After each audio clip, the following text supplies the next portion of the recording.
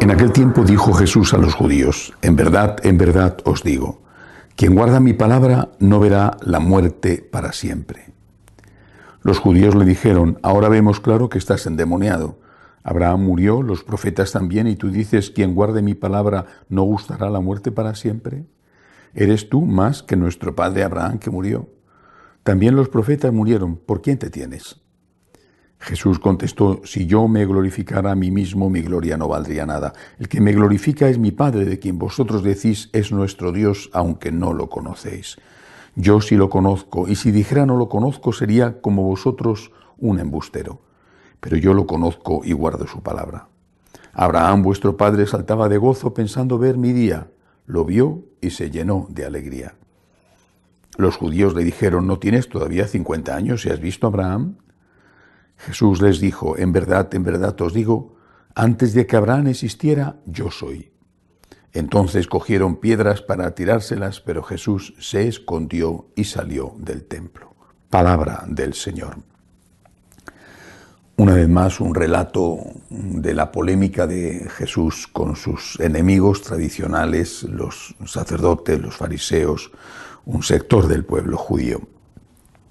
Aparte de la polémica, que es una más, hay dos cosas que merece la pena destacar de este Evangelio. Vamos a empezar por la última. Una vez más, Jesús reafirma, insiste en su divinidad. Aunque el Señor no diga nunca yo soy Dios, está diciéndolo de una manera que todos aquellos, desde luego, a nosotros quizá nos cuesta más trabajo entenderlo, pero todos aquellos entendían perfectamente que Él se estaba proclamando Dios. Por eso termina el Evangelio diciendo que quieren matarlo. Cuando Jesús dice: en verdad os digo, antes de que Abraham existiera, y habían pasado en ese momento fácilmente ya 1500, 2000 años o más, yo soy, antes de que Abraham existiera, yo soy. Este yo soy es la frase que Dios emplea para definirse a sí mismo en la zarza que arde sin consumirse cuando la descubre Moisés en el desierto del Sinaí. Jesús está diciendo de una manera que los judíos lo entendían perfectamente que Él era Dios. Y por eso, repito, lo consideran una blasfemia e intentan matarlo. Va a ser la última acusación, la definitiva, la que genere su condena a muerte cuando le llevan ante Caifás después de haberle apresado en el huerto de los Olivos.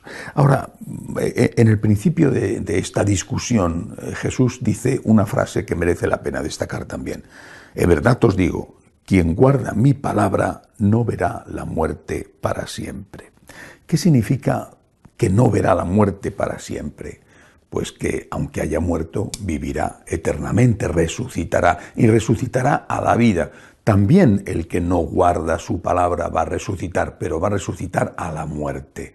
No va a vivir, pero va a vivir en la muerte, va a vivir en el infierno. Mientras que el que guarda su palabra va a vivir con Dios, y esa es la vida verdadera, la vida para siempre.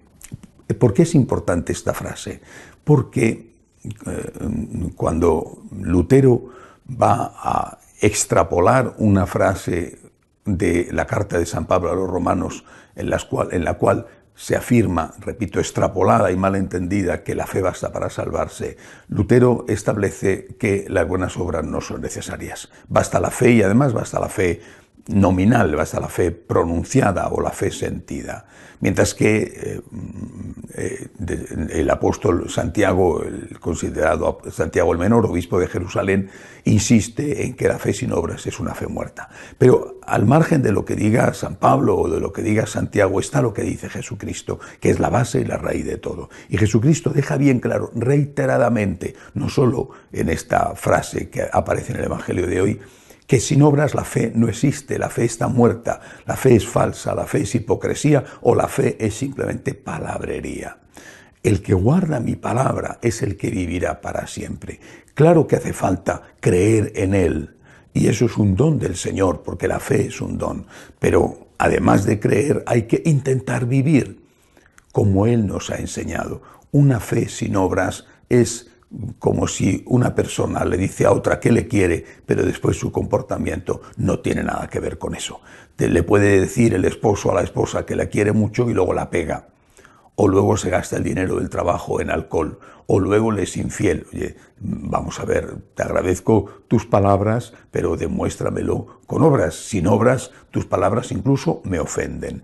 Esa promesa de amor o esa promesa de fidelidad, cuando no va seguida de obras, se convierte en una ofensa para el que la recibe. No me insultes más, no pretendas engañarme, demuéstrame con obras aquello que estás diciendo.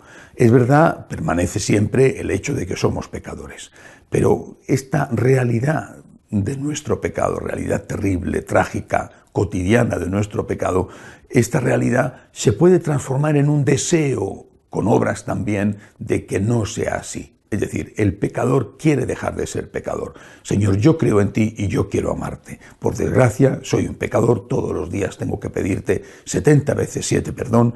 A ver, quizá no serán graves cosas, pero todos los días, Señor, te ruego que me perdones. Y todos los días empiezo la Santa Misa diciendo, yo confieso ante Dios Todopoderoso que he pecado mucho y pidiendo al Señor piedad. Pero quiero dejar de ser un pecador. Y por lo tanto, ese esfuerzo, ese levantarse cada vez que se cae, ese ir avanzando hacia la santidad, es lo que el Señor acoge con agrado.